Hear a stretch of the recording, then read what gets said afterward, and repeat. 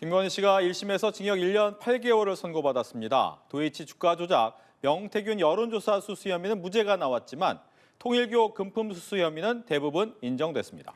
윤 전 대통령 부부는 동반 실형을 선고받은 헌정사상 첫 사례로 남게 됐습니다. 이동훈 기자입니다.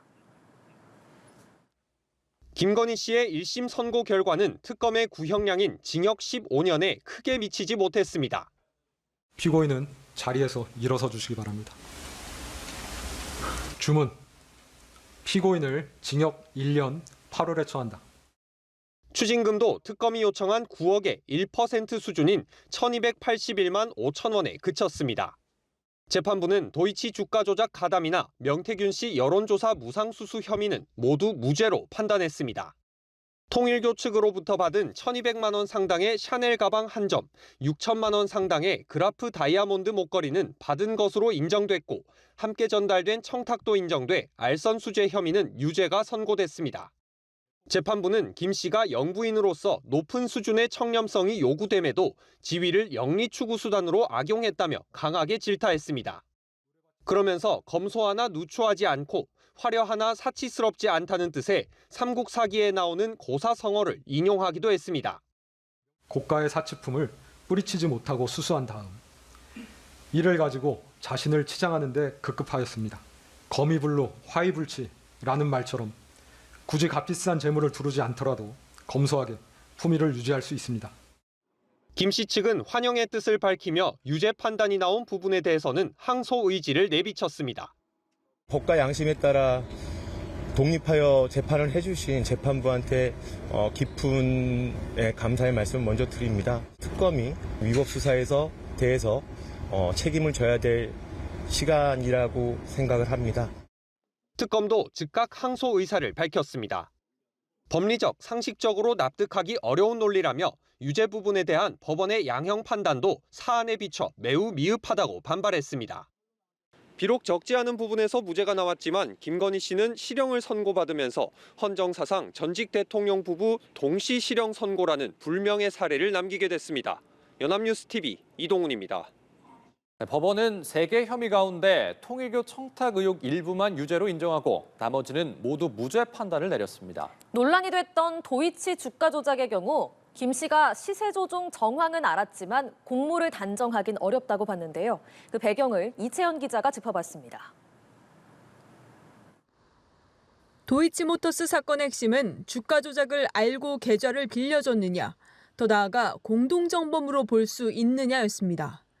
재판부는 김 씨가 주가 조작을 인지했을 여지는 있지만 공동정범으로 단정할 수 없다고 결론 냈습니다. 시세 조종 세력이 김 씨를 한 팀으로 보지 않았단 겁니다. 시세 조종 세력이 피고인을 공동정범으로 여기며 함께 범행을 수행하려는 의사가 있었다고 보이지 않습니다. 그 근거로 시세 조종을 직접 알려줬단 진술이 없단 점, 시세 조종 일당이 일방적으로 주식을 거래한 점, 시세 조종 차익을 함께 정산하지 않은 점을 들었습니다.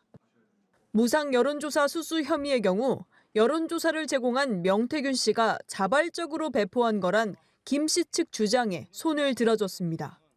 여론조사 대가로 김영선 의원의 공천을 약속했다고 단정하기 어렵고 윤 전 대통령 부부가 재산상 이익을 취득했다고 볼 수 없다는 게 법원 판단입니다.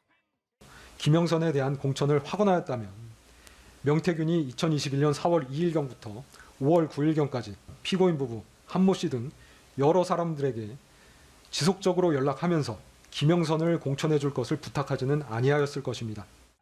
재판부가 유일하게 유죄를 인정한 건 건진법사 전성배 씨를 통해 통일교로부터 교단 지원 청탁과 함께 샤넬백과 그라프 목걸이를 받은 혐의입니다.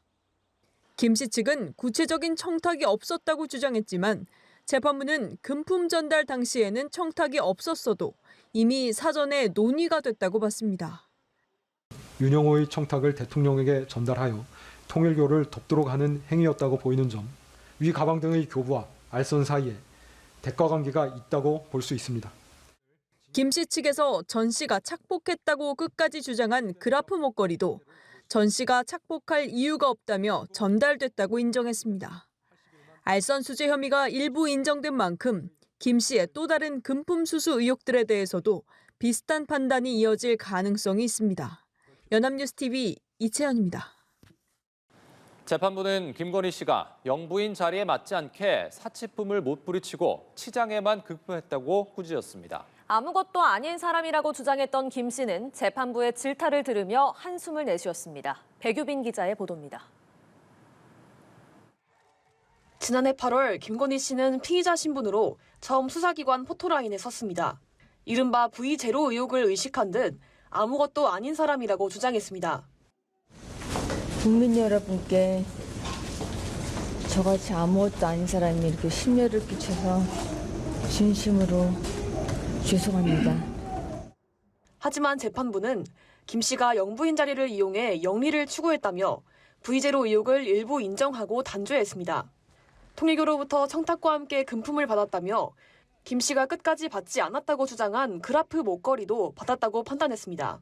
재판부는 김 씨가 우리 사회의 공정을 저해했다고 질타했습니다. 피고인은 자신의 지위를 영리 추구의 수단으로 오용하였습니다.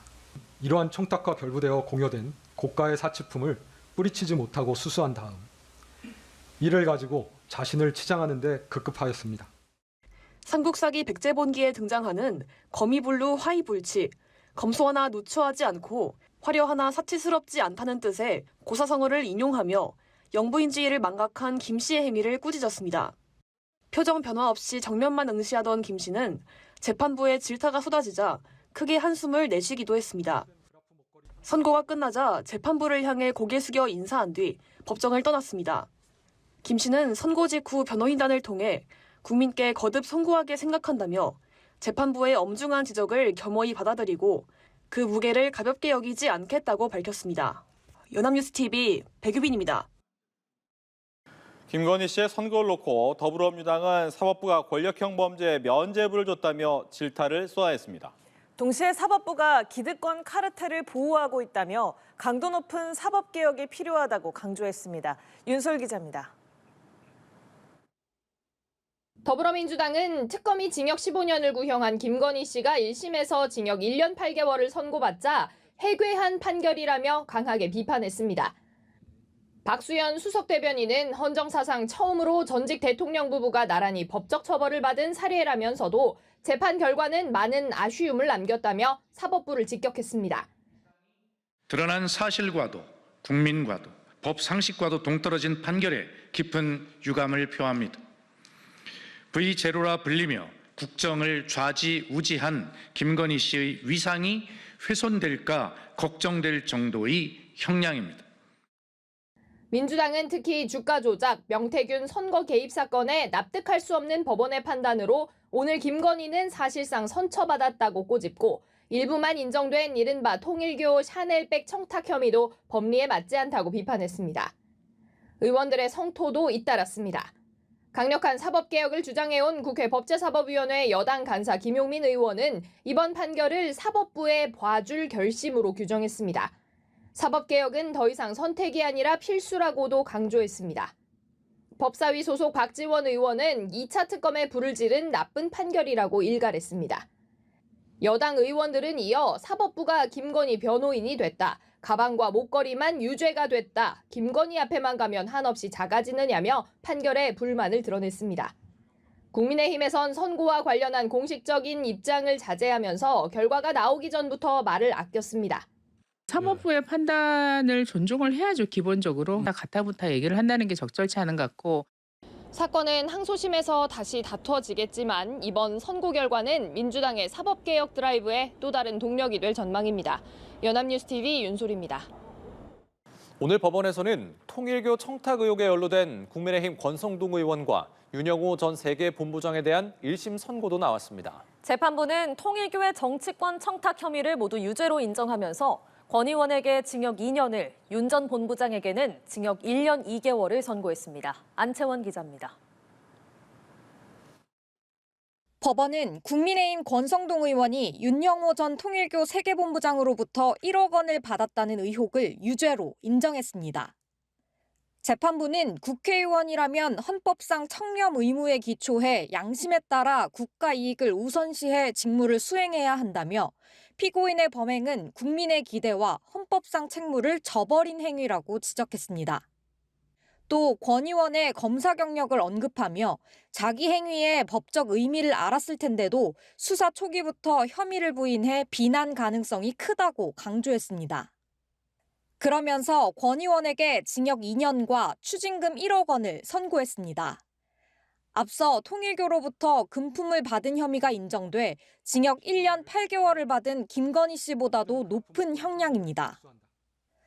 김 씨와 권 의원에게 금품을 전달한 혐의로 재판에 넘겨진 윤 전 본부장에게는 징역 1년 2개월이 선고됐습니다. 재판부는 통일교 자금력을 앞세워 대통령 최측근인 김건희, 권성동에 고액 금품을 제공하고 그 과정에서 통일교 자금을 횡령했다며 범행 자체만으로 국가정책의 공정한 집행에 대한 국민 신뢰가 침해됐다고 질책했습니다. 다만 통일교 임원 비리 증거를 인멸했다는 혐의에 대해서는 특검법 수사 대상이 아니라며 공소를 기각했습니다. 재판부의 이번 판단은 관련 재판이나 수사에 영향을 줄 것으로 보입니다. 법원이 정교유착 시도가 있었다고 인정한 만큼 정치권 로비에 대한 검경 합동수사본부의 수사에 힘이 실리게 됐습니다. 통일교 청탁 의혹의 정점으로 꼽힌 한학자 총재도 법원에서 재판을 받고 있는데 윤 전 본부장의 개인 일탈로 치부했던 한학자 총재의 주장이 흔들릴 수 있다는 관측이 나옵니다. 연합뉴스TV 안채원입니다.